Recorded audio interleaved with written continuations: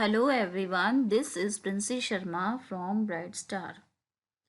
Okay, students, we will learn today chapter number 11 and it is force, machine and energy. Force का मतलब होता है बल, machine मतलब यांत्रिकी और एनर्जी मतलब ऊर्जा. लर्निंग ऑब्जेक्टिव्स हैं फोर्स यानी बल, अफेक्ट ऑफ फोर्स यानी फोर्स का प्रभाव, बल के प्रभाव, बल से जो पड़ने वाले प्रभाव होते हैं वो. टाइप्स ऑफ फोर्सेस मतलब बलों के प्रकार. Gravitational force, frictional force, electrostatic और मैग्नेटिक फोर्स. मतलब ग्रेविटेशनल का अर्थ है गुरुत्वाकर्षण बल जो कि धरती में पाया जाता है. फ्रिक्शनल घर्षण, ठीक है, घर्षण बल जिसको कहते हैं हिंदी में. इलेक्ट्रोस्टैटिक को विद्युतीय बल कहते हैं, ठीक है. और मैग्नेटिक मतलब चुंबकीय बल, चुंबक के द्वारा लगने वाला बल. सिंपल मशीन्स, ये मशीन्स के बारे में है. Lever, inclined plane, wedge, screw, wheel and axle and pulley. Energy, energy भी कई तरह की होती है. मैकेनिकल एनर्जी जो ह्यूमन बींग्स द्वारा लगाई जाती है. सोलर एनर्जी सन के द्वारा लगाई हुई एनर्जी. विंड हवा की energy. Hydro electric energy. Light प्रकाश की एनर्जी. हीट ऊष्मा की एनर्जी. और साउंड यानी आवाज़. एनर्जी मतलब होता है ऊर्जा. तो यहाँ पर डिफरेंट टाइप्स ऑफ ऊर्जा के, डिफरेंट टाइप्स ऑफ एनर्जी के यहाँ पे नाम लिखे हुए हैं. Mechanical, solar, wind, hydro electric, light, heat and sound energy. Okay, so let's start. Comes to the point. Force. Force का मतलब होता है बल. द पुशिंग और pulling of an object is called force. किसी भी वस्तु को अपनी तरफ खींचना या उसको आगे की तरफ धक्का देना बल कहलाता है, अर्थात फोर्स कहलाता है. We push and pull objects most of the time. ज़्यादातर हम पूरे अपने जीवन की दैनिक दिनचर्या में क्या कर रहे होते हैं? या तो चीज़ों को प्रेस कर रहे होते हैं, या खींच रहे होते हैं, या धक्का दे रहे होते हैं. तो हमारी इन क्रियाओं से एक प्रकार का बल लगता है जो फोर्स कहलाता है in English. When we have to switch on the computer we push the button. जब हम कंप्यूटर को ऑन करते हैं तो हम क्या करते हैं? बटन को पुश करते हैं, मतलब अपनी उंगली के थ्रू उस बटन पर बल लगा रहे होते हैं, तब वो जाके ऑन होता है. ठीक है. When we have to type on computer we gently push the keys. जब हम टाइप कुछ करते हैं कंप्यूटर पर, कुछ राइटिंग वर्क करते हैं, लिखते हैं, तो हमें कीज को क्या करना पड़ता है? सिर्फ टच करने से तो लिख नहीं जाता, तो हल्का प्रेस हमें करना पड़ता है कीज को. वो प्रेस करने में जो बल लगता है, जो आपकी उंगली के थ्रू, आपके मांसपेशियों के थ्रू जो बल लगता है, उससे कीज प्रेस होती हैं और उससे आपके स्क्रीन पे लेटर या जो भी आप लिखना चाहते हो वो दिखाई देता है. तो ये भी एक बल से होता है. A child when starts walking pulls and string toys. जैसे ये पिक्चर में बच्चा खिलौने से खेल रहा है, तो क्या कर रहा है? इसको पुश कर रहा है, ठीक है. इस टॉय को पुश कर रहा है जिससे वो आगे की ओर बढ़ रहा है. तो हम पूरे जीवन में अपने सुबह से लेकर शाम तक किसी न किसी तरह से बल लगाते हैं. कोई भी जो एक्टिविटी है जो हम करते हैं उसके लिए किसी न किसी प्रकार के बल की आवश्यकता होती है, तभी हम क्रियाएं कर पाते हैं. तो अब बलों के से होने वाला प्रभाव, मतलब जब किसी चीज़ पर फोर्स अप्लाई किया जाता है, बल लगाया जाता है, तो उससे कुछ ना कुछ तो अफेक्ट होता है. वो अफेक्ट क्या होते हैं वो पढ़ते हैं. Effect of force. If force is applied to a stationary object it can move. जब किसी स्टेशनरी ऑब्जेक्ट पर जब आप बल को अप्लाई करते हो, यानी फोर्स अप्लाई करते हो, तो वो क्या होता है? मूव होने लगता है. जैसे कोई स्थिर वस्तु रखी हुई है, सपोज कोई टेबल रखी है, कोई बॉल रखी है, या कोई चीज़ रखी है, बॉटल रखी है. अब आपने उस पर कोई फोर्स अप्लाई किया तो वो उसमें मूवमेंट होगा. जैसे मान लीजिए आपने टेबल को पुश किया तो टेबल खिसकेगी. बॉल है, बॉल को किक मारी तो वो मूव करने लगेगी. तो हम यहाँ पर फोर्स को अप्लाई कर रहे हैं जिससे चीज़ें मूव होती हैं. If force is applied to a moving object it can move faster. अब जो चीज़ चल सकती है अपने से, अगर हम उस पर थोड़ा और बल अप्लाई करते हैं और फोर्स लगाते हैं तो वो तेज़ी से चल पाती है, मतलब वो और उनकी जो गति है वो बढ़ जाती है, यानी इनकी स्पीड को बढ़ाया जा सकता है किसके थ्रू, फोर्स के थ्रू। तीसरा है an object can slow down और स्टॉप विथ फोर्स। किसी भी गतिमान वस्तु को, मतलब जो मूवमेंट कर रही है, उसको आप फोर्स अप्लाई करके या तो रोक सकते हो या उसकी गति को धीमा भी कर सकते हो। An object can change the direction with force. कोई भी ऑब्जेक्ट फोर्स के थ्रू अगर आप उस पर फोर्स अप्लाई करते हो तो उसकी दिशा बदली जा सकती है। जैसे ये नाव पे बैठा है ये, तो इसको जो चप्पू चलाया जा रहा है उस पर जो हाथ से बल दिया जा रहा है उसके थ्रू उस पर, इसके चप्पू पे क्या हो रहा है, हाथ से बल दिया जा रहा है, तो हम, हमारा ऑब्जेक्ट क्या है, नाव, तो उसका हम डायरेक्शन चेंज कर सकते हैं। तो ये भी कैसे हुआ, बल के द्वारा हुआ। ठीक है, ये इसके पीछे जो देखिए, ये पहली पिक्चर में देखेंगे तो ये बच्चा बॉल को क्या कर रहा है, किक मार रहा है। तो किक मार रहा है तो किक जो उसके पैरों से इस पर किक लगेगी, तो एक प्रकार का उसने फोर्स अप्लाई किया अपने पैर के थ्रू इस बॉल पर, तो बॉल में क्या हुआ, मूवमेंट हुआ। ठीक है, दूसरी पिक्चर में जो चलती हुई चीज़ें हैं, अगर उस पर फोर्स अप्लाई किया जाए तो वो और तेज चल सकती हैं। जैसे कि ये साइकिल है, अब साइकिल के आप पैडल को आप नॉर्मली चलाओगे तो धीमी चलेगी, ठीक है। अगर आपको उसको स्पीड देनी है, तेज चला रही है, तो आप उस पर ज़्यादा फोर्स अप्लाई करते हो, ठीक है। तो फोर्स आप कहाँ पर अप्लाई करते हैं, जो पैडल्स होते हैं इस पर जब हम बल दे के, फोर्स दे के उसके पैडल को प्रेस करते हैं तो जो भी व्हीकल है वो आगे की ओर और स्पीड से बढ़ता है। ठीक है, यहाँ पर देखिए टेनिस की बॉल है, चाहे कोई भी बॉल हो, तो अगर उसको हम खेल रहे हैं और उसको हमें धीमा करना है या उसको मारना है या उसको, उसकी गति बढ़ानी है, तो यहाँ पर क्या है, ये एक्चुअली पिक्चर हॉकी का है। ठीक है, यहाँ पर बॉल को कैसे किया जा रहा है, रोका जा रहा है, तो वो हॉकी के थ्रू उस बॉल पर फोर्स अप्लाई किया जा रहा है, जिससे उसकी गति धीमी हो सकती है या फिर उसको मार करके उसकी गति को तेज भी किया जा सकता है। उसी प्रकार इस चप्पू के थ्रू इस नाव का डायरेक्शन चेंज किया जाता है। ठीक है, next, the shape of an object can be changed with force. किसी भी वस्तु का आकार, जो भी उसका आकार है, वो एक फोर्स अप्लाई करके बदला जा सकता है। जैसे कि बर्तन बनाने वालों को आपने देखा होगा, जब वो मटका या कुछ मिट्टी के बर्तन बनाते हैं तो इस तरह का एक चक्री जैसा रहता है जिस पर उनका बर्तन रहता है या मटका जो भी वो बनाते, तो ये घूमता रहता है। तो ये इस पर वो लोग फोर्स कहाँ अप्लाई करें, अपनी उंगलियों के थ्रू, अपने हाथों के थ्रू इस पर, बर्तन पर फोर्स अप्लाई करते हैं, उसको शेप देते हैं। तो किसी भी वस्तु का शेप बदल सकता है फोर्स के द्वारा। तो देखिए फोर्स से ये सब प्रभाव पढ़ते हैं। तो this is effects of force.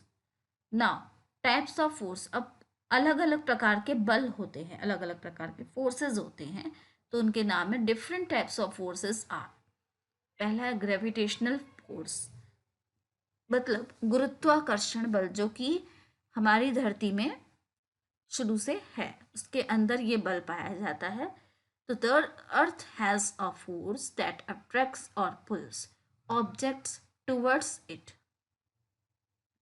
हमारी धरती में एक प्रकार का बल होता है जिसको ग्रेविटेशनल फोर्स कहते हैं। वो बल क्या करता है, चीज़ों को अपनी ओर खींचता है या फिर अट्रैक्ट करता है अपनी ओर। If we throw a ball upwards in the air, it comes down back on the earth because of its gravitational force. जब भी आप किसी बल को ऊपर की ओर उछालते हैं, बॉल को ऊपर की ओर उछालते हैं, तो क्या होता है, बॉल वापस धरती की तरफ आती है। तो कभी आपने सोचा है कि कोई भी वस्तु ऊपर फेंकने पर नीचे वापस क्यों आती है? तो उसका ये कारण है कि हमारी धरती पर एक प्रकार का बल मौजूद है जिसको हम गुरुत्वाकर्षण बल या ग्रेविटेशनल फोर्स कहते हैं। वो बल चीज़ों को अपनी ओर आकर्षित करता है, अपनी ओर खींचता है। If the earth did not have this force, things would have been floating like the astronauts float in spaceships in space. अगर ये बल धरती में मौजूद नहीं होता तो क्या होता, जितनी भी वस्तुएं हैं, जितनी भी चीज़ें हैं, मनुष्य हैं, चाहे वो गाड़ियाँ हों, चाहे वो सारी चीज़ें हों, वो सब क्या हो रही थी, फ्लोट कर रही होती हैं, आसमान में फ्लोट कर रही होती हैं। अगर ग्रेविटेशनल फोर्स धरती पे नहीं होता तो हम खड़े भी नहीं हो सकते थे, हमेशा उड़ते रहते। हमारी गाड़ियाँ, साइकिलें, हमारे सामान सब हवाओं में उड़ते उड़ते हुए दिखाई देते, क्योंकि इन सब चीज़ों को बांध के कौन रखता है, गुरुत्वाकर्षण बल ऐसा बल है जो धरती से सारी चीज़ों को बांध कर रखता है, तभी हम उस पर आसानी से चल पाते हैं, खड़े हो पाते हैं और कोई भी एक्टिविटी कर पाते हैं, इसी फोर्स के कारण। तो ये हो गया gravitational force attracts everything towards the earth. Now magnetic force, चुंबकीय बल जिसको कहते हैं, मैग्नेट के थ्रू लगने वाला बल। Magnets attract object made of iron and निकल।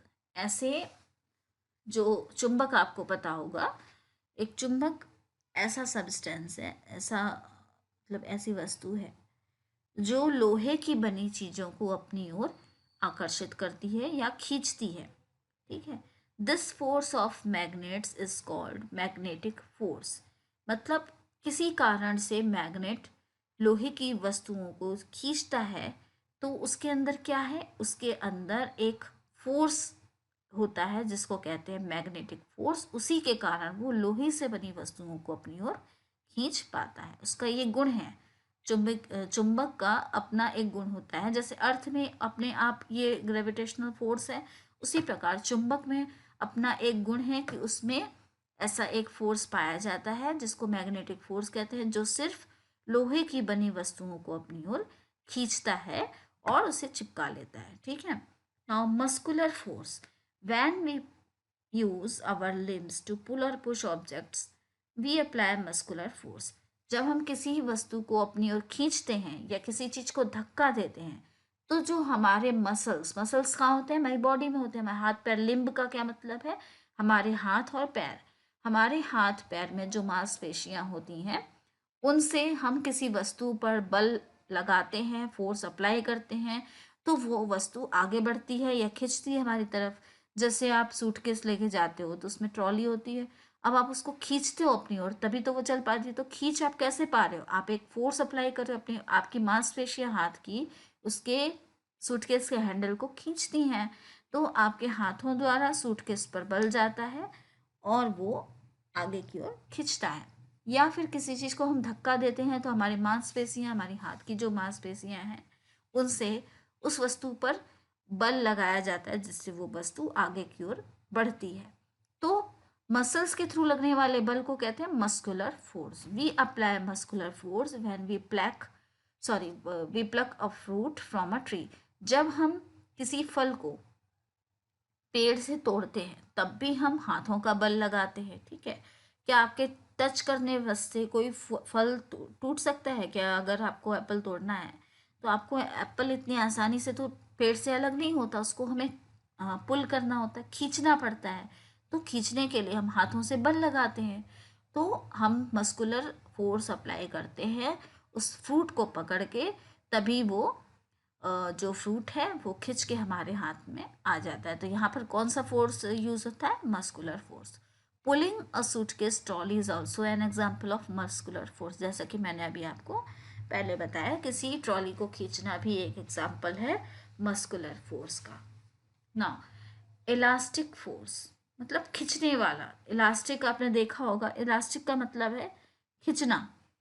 तो वी कैन स्ट्रेच और compress things with elastic force. हम किसी भी वस्तु को खींच सकते हैं और कंप्रेस यानी दबा सकते हैं, ठीक है। तो उसको हम कहेंगे इलास्टिक। आपने रबड़ बैंड देखा होगा, एग्जैक्टली रबड़ बैंड इलास्टिक की तरह है। जब आप रबर बैंड को खींचते हो तो वो खींचता है ना, और जब आप उसको छोड़ देते हो तो वापस अपनी पोजीशन पे आ जाता है। तो इलास्टिक मतलब खींचना। कोई भी चीज को खींचा जा सकता है और उसको वापस कंप्रेस यानी वापस प्रेस भी किया जा सकता है, तो उसको कहेंगे elastic force. It is used in ropes for bungee jumping and other adventure sports. जब आप बंजी जंपिंग करते हैं तो इसी फोर्स का इस्तेमाल होता है, कौन सा, इलास्टिक फोर्स का। और बाकी एडवेंचर्स जो हम करते हैं स्पोर्ट्स में, उसमें भी इलास्टिक फोर्स का इस्तेमाल होता है। मैकेनिकल फोर्स यानी ह्यूमन बींग्स द्वारा लगाने वाला फोर्स, मतलब हमारे हाथों द्वारा या पैरों द्वारा मैकेनिकली काम करना। Mechanical force is applied in all simple machines like scissors, staplers आदि।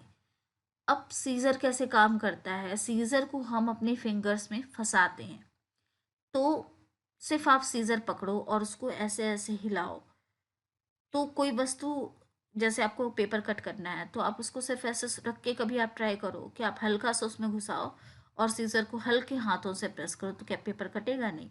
हमें भी वहाँ पर जोर देना पड़ता है। जोर देना मतलब हमारे हाथों से बल लगाना पड़ता है, उसको हम उसके होल्स में फिंगर पुट करते हैं और फिर जब उसको हम प्रेस करते हैं, सीजर को प्रेस करते हैं पेपर के ऊपर रख के, तब जाके पेपर कट होता है। तो यहाँ पर जो फोर्स लग रहा है वो है मैकेनिकल फोर्स। इसी तरह जब हम स्टेपल करते हैं, स्टेपलर को हम प्रेस करते हैं, यानी हम अपने हाथों से बल देते हैं स्टेपलर पे, तब वो प्रेस होता है और चीज़ों को स्टेपल कर पाता है। तो यहाँ पर लगने वाला बल मैकेनिकल फोर्स है। अब है point force. When we push a floating object down in the water, it comes up with an upward thrust. This is called buoyant force. जब हम किसी भी चीज़ को पानी में डालते हैं, ठीक है, या किसी तैर रही वस्तु को नीचे की ओर प्रेस कर देते पानी में, पानी के अंदर, सपोज आप कोई भी खिलौना रख के देखना, कोई भी वस्तु पानी के ऊपर रखो, जो उस पर सिंक हो जाती है उसकी बात नहीं, मतलब जो तैर सकती है, फ्लोटिंग थिंग को अगर आप रखो और उसको प्रेस कर दो पानी में, तो वो उछल के तुरंत वापस आती हैं पानी में। तो यहाँ पर पानी में लगने वाला फोर्स है बॉयंट फोर्स, ठीक है। पानी में अंदर के आप प्रेस करेंगे लेकिन वो वस्तु वापस ऊपर की ओर आएगी, तो यहाँ पर फोर्स कौन सा फोर्स होता है? Buoyant force. जिसका एग्जांपल है डाइविंग इन अ स्विमिंग पूल। जब आप डाइव करते हो तो ऊपर आते हैं ना, तो उसमें वो जो फोर्स लग रहा होता है वो है buoyant force. Now frictional force मतलब घर्षण बल। Frictional force is the force that tries to slow down or stop the movement of a moving object when the two surfaces are touching each other. घर्षण बल मतलब, घर्षण का मतलब है घिसना, ठीक है। Frictional force is the force, ऐसा एक फोर्स है जो चीज़ों को धीमा करने की कोशिश करता है या फिर रोकने की कोशिश करता है। अगर कोई चीज़ मूव हो रही है तो उसमें घर्षण के दौरान जो विरोध उत्पन्न होता है उससे चीज़ें या तो उनकी गति धीमी हो जाती है या फिर वो रुक जाती हैं। ऐसा क्यों होता है? जब दो वस्तुएं एक दूसरे के टच में आती हैं तो उनके बीच में घर्षण होता है। उस घर्षण की वजह से या तो वस्तु की गति धीमी हो जाती है, अगर वो चलने वाली वस्तु है तो उसकी गति धीमी हो जाती है या फिर वो रुक जाती है पूरी तरह। तो अगर दो सरफेसेस आपस में एक दूसरे में संपर्क में हैं तो यहाँ पर घर्षण बल काम करता है। Rough surfaces produce more friction, otherwise things should be just rolling. अगर कोई ऊबड़ खाबड़ जगह है, मतलब कि वो स्मूथ नहीं है, रफ है, ठीक है, सरफेस कैसी है? स्मूथ नहीं है, रफ है, तो उस पर चीज़ें क्या होंगी? उसमें ज़्यादा क्या होगा? Rough surfaces produce more friction, वहाँ पर ज़्यादा घर्षण उत्पन्न होगा, क्योंकि अगर वो सरफेस कैसी होगी? फ्रिक्शनल मतलब स्मूथ होगी, तो उस पर चीज़ें सिर्फ लुढ़कती रहेंगी, रोल होती रहेंगी, उसमें घर्षण तो होगा नहीं, क्योंकि सतह कैसी है? चिकनी है। तो चिकनी सतह पर कोई भी वस्तु, क्या आपने देखा है कभी? आप किसी चिकनी सतह पर कोई भी वस्तु को देखो, आप सर से वो चीज़ फिसलती जाती है। क्यों फिसलती जाती है? क्योंकि जो उसकी नीचे की सरफेस है जिस पर आप उस वस्तु को रख रहे हो उसमें घर्षण बल नहीं हो रहा है।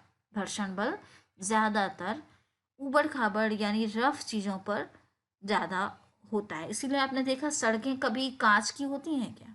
नहीं होती। सड़कों पे जो कंकड़ पत्थर होते हैं, आपने देखा रोड जो है कैसे बनती है? रोड में डामर होता है, डामर में छोटे छोटे छोटे छोटे पत्थर के टुकड़े होते हैं, तो उनको प्रेस करके फिर उस पर रोलर चलाया जाता है, उसको सपाट किया जाता है, लेकिन उसको रफ रखा जाता है ताकि अगर कोई भी व्हीकल उस पर चले तो वो इतना स्मूथ ना हो कि उसमें से फिसलते रहें। उसमें मतलब जब हम ब्रेक लगाते हैं व्हीकल्स के, तो उसमें उसके टायरों के बीच और जो रोड है हमारी उसके बीच में क्या होता है, घर्षण उत्पन्न होता है, जिसकी वजह से ब्रेक लगता है और व्हीकल्स या तो उनकी गति धीमी हम कर सकते हैं या फिर उनको पूर्णतः रोक सकते हैं। तो रोड पर घर्षण होता है, घिसने के बाद जो ब्रेक लगता है वो घर्षण के कारण होता है। ठीक है।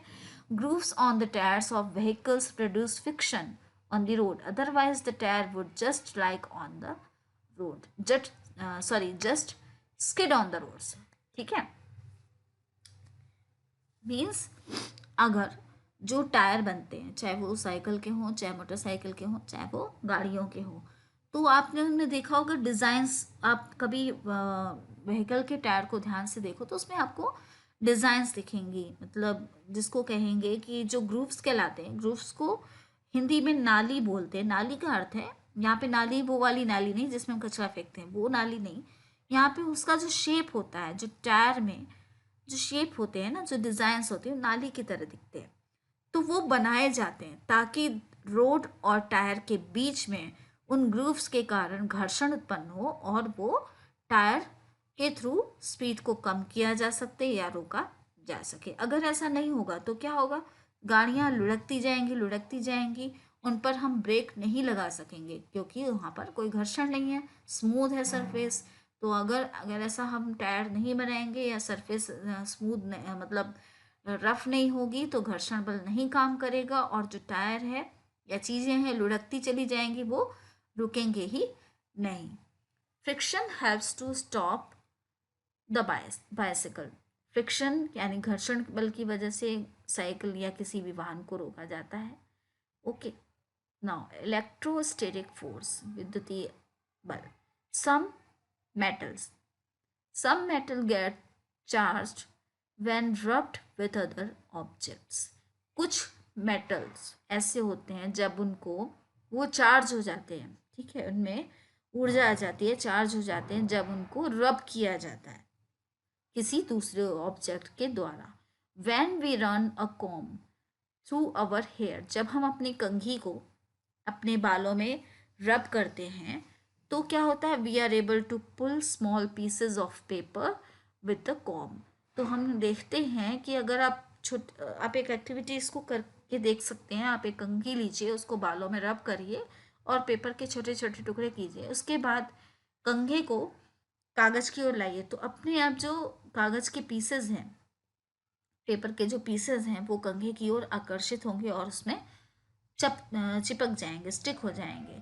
So this force is called electrostatic force. तो यहाँ पर कंघी और कागज के टुकड़ों के बीच जो बल मौजूद है, जो बल लग रहा है, उसको कहते हैं इलेक्ट्रोस्टैटिक फोर्स। चूँकि हमने कंघी को रब किया तो वो चार्ज हो गई, चार्ज होने के बाद में उसमें इलेक्ट्रोस्टैटिक फोर्स आ गया, जिसकी वजह से कागज़ के टुकड़े उसकी ओर आकर्षित होकर के उस पर चिपक जाते हैं। ओके। तो ये हमने बुक से पढ़ा। किससे पढ़ा? बुक से। ओके।